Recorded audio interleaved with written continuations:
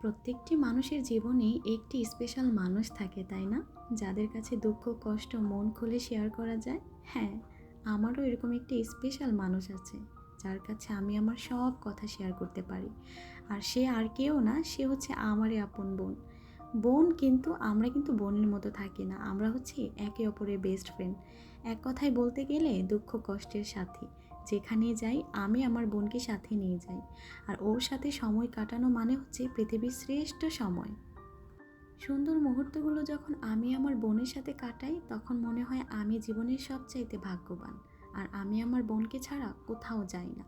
আসলে এরকম আর কার কার বোন আছে, একটু কমেন্ট করে জানাবেন তো।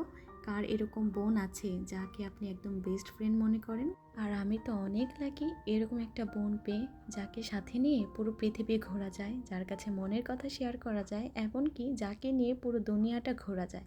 যাদের এরকম একটা কিউট বোন আছে তারা অবশ্যই কমেন্ট বক্সে কমেন্ট করবেন। আর আমার বোনের জন্য সবাই দোয়া করবেন। আমার বোনটা অনেক সরল সহজ, কখনোই সামনে আসতে চায় না, আজকে জোর করে নিয়ে আসে।